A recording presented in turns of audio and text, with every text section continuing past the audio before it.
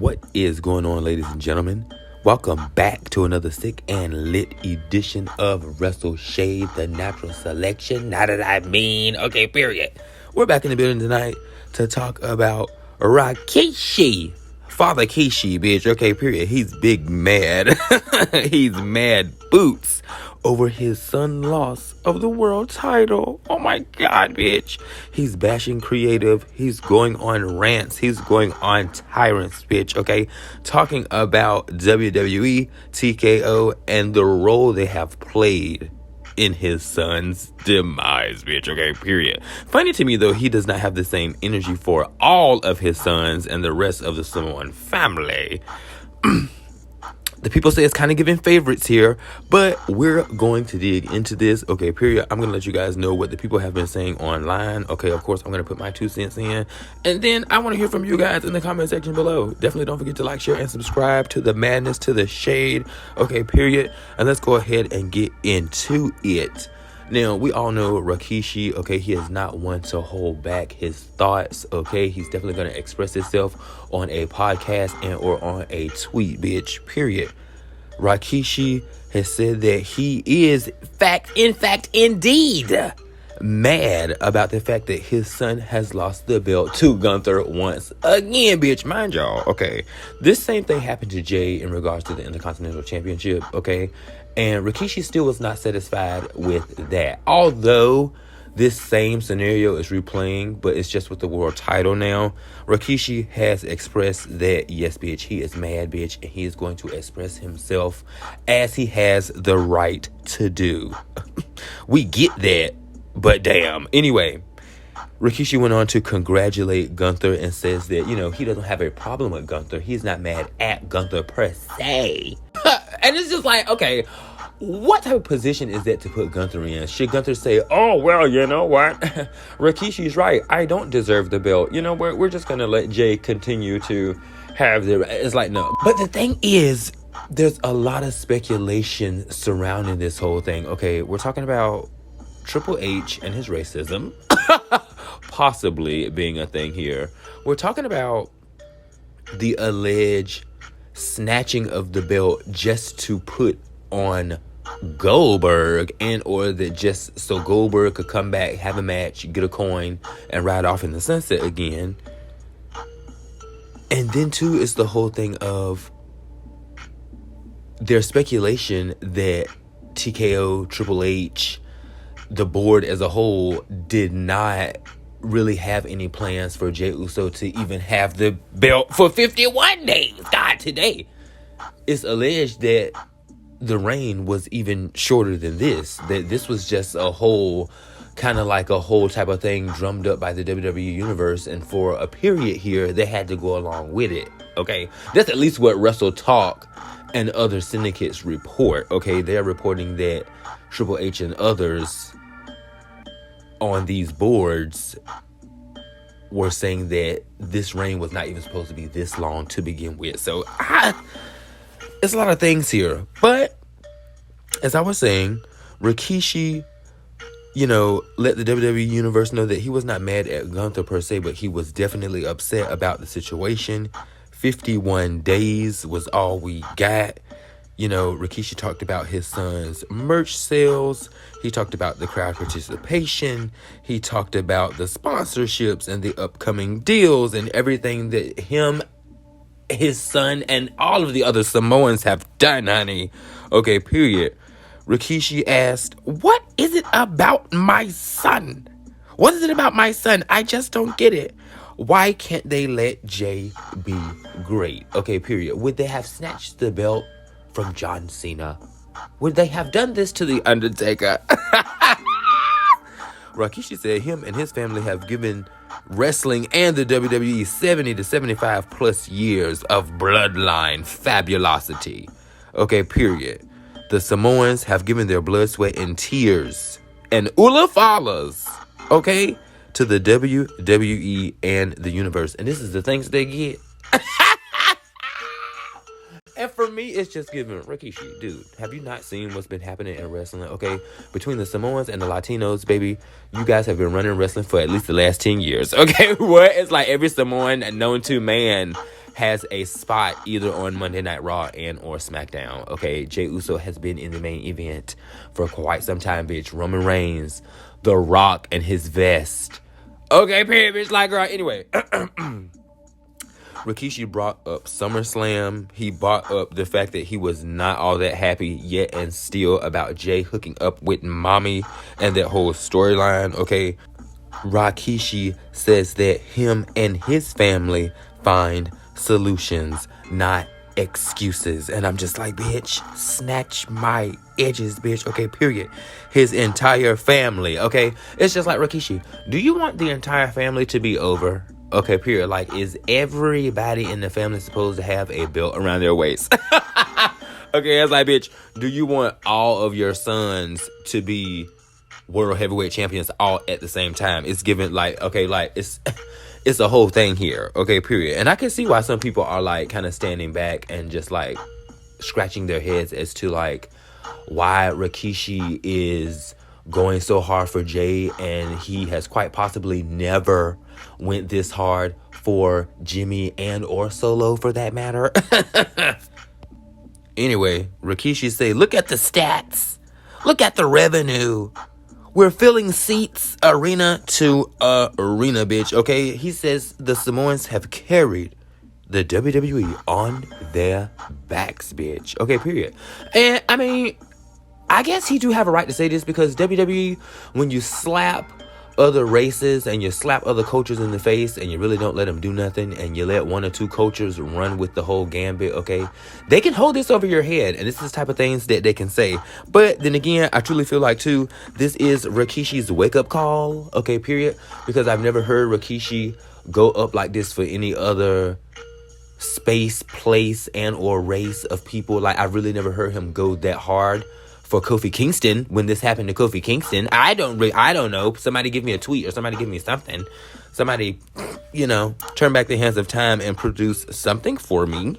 But I think Rikishi and them meaning the family, quite possibly some of them, the other Samoans maybe, have done a little bit of ass kissing, and now that, things have kind of gone sour or gone left, they are kind of mad about that. Okay, we do have the aspect of too that if Jey Uso is not really saying nothing or he's not really mad about the situation, and rise Rikishi, you got other people saying he have every right to feel the way he want to feel, and then you got people saying that, okay, Rikishi, bro, calm down, because even though Jey lost, he's still going to be on top. He's still got the Yeet movement. Okay, the Yeet movement has turned into something like the Daniel Bryan Yes movement. I mean, maybe not as big, but it is on the scales. Okay, period. And it's just like, even though Jey lost, Pookie, Jey is still winning. The Samoans are still winning. I mean, girl, the Samoans are still winning. So, lastly, you guys, well, by the way, I cannot wait to hear and see what you guys think about this whole thing. I cannot wait to read your comments about this, because this is pretty crazy, because on the back end, Rikishi is still talking about this, okay, period, all over TikTok. But it's given, why do Rikishi and the rest of the Samoans need to conquer WWE when they are so powerful and the bloodline is so pure? The bloodline is so almighty, okay? They can do anything they want to do. It's just given, you guys have your own promotions. You have your own studios and your own wrestling schools. Why have you not gotten a deal? Get your asses on TV. Get on a major network and produce a wrestling show for us. And show us how it's done, bitch. Okay, period. Because Rikishi really sound like he can write. Okay, period. I mean, he can give us some riveting storylines, bitch, and pull our edges to our assholes, bitch, period. Rikishi! I don't understand why they just don't go ahead and show us how it's done. I mean, you have, girl, the family is 1,000 deep. Okay, that's just aunts, uncles, and cousins, and grandmas, and stuff like that. We're not even going to talk about the younger generation of the Samoans, bitch. Okay, we don't need, Zillow ain't even on here yet, and we've already been talking about him and his build-up coming to the promotion. Okay, period. I really feel like the Samoans could do their big ones without the WWE. I feel like they could make Jey, Jimmy, Solo, Jacob, Zilla, the Tongaloas. I mean, girl, they can make them all superstars if they really wanted to, because they know what to do. You know, they've been given so many tools, you know, so many insider things on the back end. You know, they've had the opportunity, and I will say, you know, they were afforded some of those opportunities as well, being the Samoan family that they are. You know what I'm saying? Like, they've been able to do their big ones within wrestling time and time again. So for me, it's just like, okay, why can't y'all go create nothing? Why it's gotta be pouting because y'all can't do something within WWE? You can definitely go out and do your own thing, especially if all y'all put y'all money together, since all y'all is so paid. I really feel like, you know, and that's just no shade, baby. Everybody got coins. Everybody put their money together and let's create something. Okay, period. And get everybody Ula Fallas popping. Okay, okay, God today. Okay, it's Ula Fallas for everybody, bitch, period.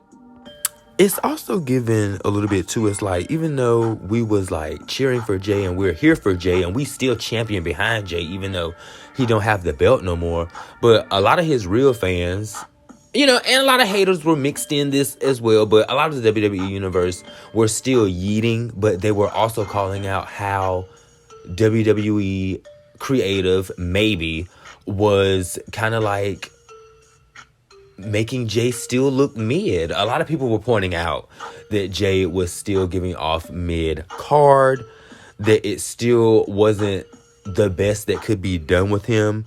And so I feel like with that too, Rikishi was kind of giving, okay, they've done this to Jey. We need all of you guys to rally behind him. You know, they've dethroned the king. You know, they've taken the cape off of your hero, bitch. It's time to go to war. And I feel like he thought Jey was going to get the same response that R-Truth got. I feel like he thought that we were going to, you know, get crazy and do all the things because of this whole thing with Gunther. But I feel like it was a different situation with Ron Killings. It's no shade, no tea. I feel like this storyline between Jey and Gunther could be an ongoing thing. Who knows? For all we know, Jey could get the belt back. He could get it back within the next several months. I really don't think they're going to give this thing to Goldberg. I just think he's coming back for a check. Okay, but Rikishi doing the rant like this, a lot of people say it's damaging Jey and it's not a good look. Me personally, I say it is a stunt. Okay, because the Samoans and all of their wrestling industry connections could definitely make Jey a superstar, baby, without the WWE. Okay, period. So why is it so important that Jey has to conquer the WWE and be the champion for over 500 days? Nobody black ain't really been able to do that. It's no shade. And I think that this is what black people, African Americans, indigenous, whether you're from Africa, whether you're from the US, I think this is what a lot of other races also too of people have been saying, bitch. Like, WWE only really catered to a handful of people. And black folks been saying this for years. And Rikishi finally got his slap in the face. Bam! Bitch. Reparation Federation. Anyway, let me stop. The question here at the end of the day, bitch, is, you know, is there favoritism between the kids? Okay? Is you liking Jey a little bit more because of what Jey has done? Okay, period. People are furious about this on TikTok. And at the end of the day, WWE, have you forgotten about the other brother? I mean, are they going back to the penitentiary? Are they going back to the traditional Usos with the face paints? Or will Jey ever even touch another belt outside of the tag team realm? Will Jimmy even touch another belt before it's all said and done? The boys are going on, 18, 19 years being in the WWE, coming up on 20 years here, period.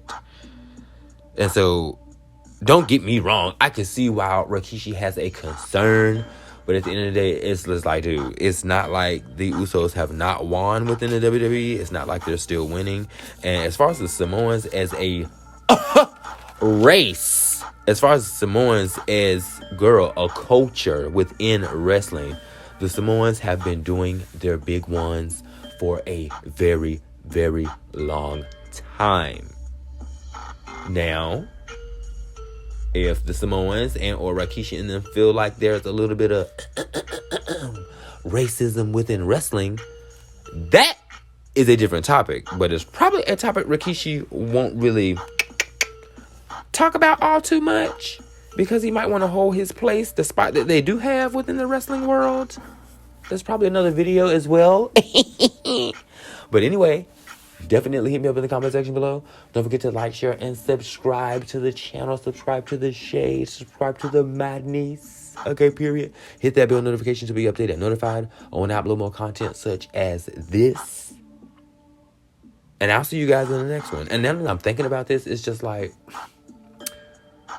why did WWE heads of creative or Triple H or TKO beforehand allegedly decide that they didn't even want Jey to have the belt all that long? Like I said, could this be piggybacking off of the Triple H racism allegations? Bitch, do we have to spin the block on this whole thing? I really did not want to talk about this up here like this, like talking about it, but hey. Anyway.